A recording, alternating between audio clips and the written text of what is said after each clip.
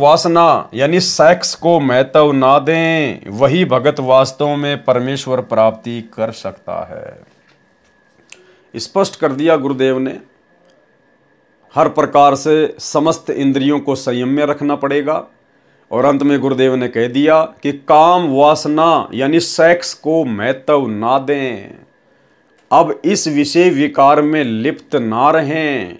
ये कलयुग की बिचली पीढ़ी चल रही है। भाइयों और बहनों, जब हम शुरुआत में भक्ति से जुड़े थे या जुड़ते हैं तो उस समय हमारे सामने ये सारी बातें नहीं आई थी। ये रहस्यमयी बातें, ये भक्ति मार्ग पर सफलता प्राप्त करने वाली विशेष बातें उस समय हमारे सामने नहीं आई थी। ना हमें कोई बताने वाला था, ना उस समय साध संगतियाँ थी। लेकिन जब वो ठीक का समय अब आ चुका है और समय तेजी से निकलता जा रहा है, क्योंकि पूर्ण मोक्ष प्राप्ति केवल सतगुरुदेव भगवान के पृथ्वी पर रहते सहते संभव है। एक बार जिस दिन गुरुदेव भगवान संत रूप में यहाँ से चले जाएंगे, उसके बाद भाइयों और बहनों मोक्ष की उम्मीद ना करना। फिर आपको मनुष्य जन्म भले मिल जाएंगे हजारों, लेकिन मुक्ति नहीं मिल पाएगी। तो वो समय तेजी से निकलता जा रहा है, इसलिए परमात्मा अब हमें वो मृतक भगत बनाना चाहते हैं, हमें सच्चा मुच्चा भगत बनाना चाहते हैं, ताकि हम इसी जन्म में गुरुदेव भगवान के संग सतलोक को प्रस्थान कर सकें। तो अब हमने इन तमाम प्रकार के विषय विकारों को, ये तमाम प्रकार के विषय विकार जो हमें काल की बेड़ियों से बांध के रखते हैं, जो हमें यहीं पर फंसाने का कार्य करते हैं, अरे यही कुकर्म करते करते तो हमारे असंख्य जन्म बीत गए। अब गुरुदेव भगवान हमें समझाना चाहते हैं कि नादानों, ये तुम्हारा थोड़ा सा जीवन है, 20, 30, 40, 50 साल का, ये तुम अपने गुरुदेव भगवान के चरणों में पूर्णतया समर्पित कर दो।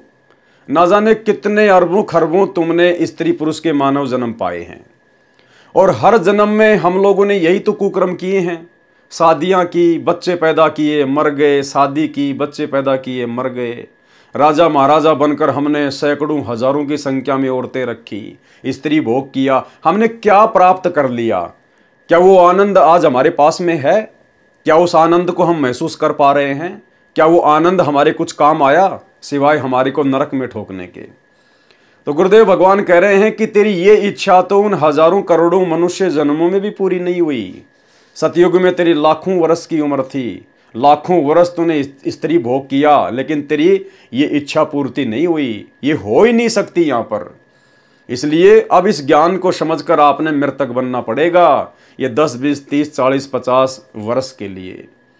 और गुरुदेव भगवान कहते हैं, कोटि जन्म तू राजा की न्या, मिटी न मन की आशा, भिक्षुक होकर दर दर घूमिया, मिला न निर्गुण राशा। फिर परमेश्वर ने बताया कि कोटि शीश तूने दे दिए यम राजा की फेंट, कि तूने करोड़ों शीश इस काल की भेंट चढ़ा दिए। और ये तो झटके से मारता है, दुर्गति से मारता है, कभी एक्सीडेंट में, कभी लड़ाई झगड़े में। तो कहते हैं करोड़ों शीश तूने दे दिए यम राजा की फेंट। फेंट यानी झटके से, जबरदस्ती लेता है ये, कभी बकरा बनाकर, कभी मुर्गा बनाकर, कभी सैनिक बनाकर, कभी लड़ाई झगड़े में।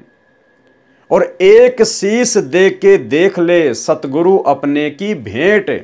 भेंट यानी प्रेम से, ज्ञान को आधार बनाकर तू एक शीश यानी ये वर्तमान जो तेरा मनुष्य जन्म है, जिसमें तू सारे कुकर्म कर चुका है, अब आगे का जीवन तो कम से कम 20-30 साल का जो भी तेरा बचा है, अपने गुरुदेव की भेंट कर दे, ज्ञान को आधार बनाकर।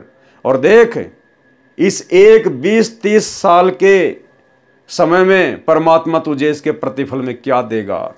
सदा सदा के लिए तेरे सारे कर्म बंधन काट देगा, तुझे काल की जंजीरों से मुक्त करवा देगा। अन्यथा भाई ये कुकर्म करते हुए तो हमारे को अनंत मनुष्य जन्म हो गए, अनंत मनुष्य जन्म, हमारी इच्छा पूर्ति नहीं हुई। तो परमेश्वर कह रहे हैं अब आपने ब्रेकर लगाना पड़ेगा, अपने आप को जीवित मारना पड़ेगा, मृतक साधु बनना पड़ेगा। और ये मृतक साधु बनने की प्रोसीजर के लिए ही परमात्मा ने साध संगतियां शुरू करवाई है। आज यदि बाहर का खाना पीना किसी ने छोड़ा है तो केवल सत्सेवक भाई बहनों ने छोड़ा है। यदि कोई व्यक्ति हमें बेवजह परेशान करता है, गाली गलौज करता है, उल्टा सीधा बोलता है, तो नीची गर्दन करके यदि आगे को कोई बढ़ता है तो साध संगत वाले भाई बहन हैं।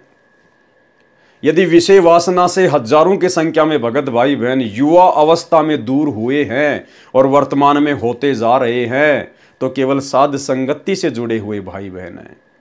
हर प्रकार से परमात्मा साध संगत वालों को ही मर्तक बनाने की दिशा में आगे बढ़ा रहे हैं।